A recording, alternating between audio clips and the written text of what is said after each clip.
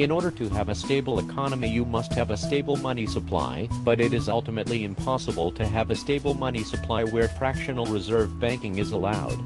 What is fractional reserve banking? Simply, it is legalized theft. Why do I say that? Because fractional reserve banking allows banks to create money out of nothing and charge interest on it. When you go to a bank and get a loan, the money you get never existed before. How can I say that? Isn't a loan based on deposits in a bank? Yes, it is, but the depositor is being told that he has that amount of money, and you believe that you have that amount of money, so the money has in effect doubled. In economics, this is called money multiplication. Read an economics textbook, and it will speak of M1, M2, and M3 money supplies. These are different measures of the money supply based on different financial instruments. The purpose of the Federal Reserve is to attempt to control the rate of inflation or deflation of the money supply. They do this by setting interest rates and buying and selling treasury bonds.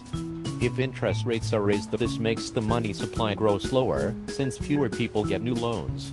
If the economy needs help, interest rates are lowered to stimulate new loans, that is growth in the money supply. When the Fed buys treasury bonds, it increases the money supply, since it issues the money that it uses to buy the treasury bonds. When the Fed sells treasury bonds, it decreases the money supply, since the money paid the Fed disappears into the same black hole from which it was issued. Debt bubbles build up, and then they collapse, just like we saw last year. Is there a permanent solution to our economic problems? Yes, I believe so, but it will take more than a quick fix bailout. What it would involve would be the combination of replacing our currency and outlawing fractional reserve banking. Theft should be illegal. We would have to declare a year of jubilee where all the bank loans are forgiven and the depositors' monies are replaced with fresh fiat currency. Since most money is electronic, this really would be just a few computer entries.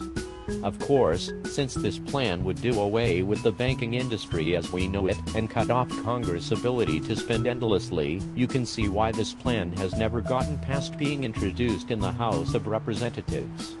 But maybe, desperate times will lead to desperate measures.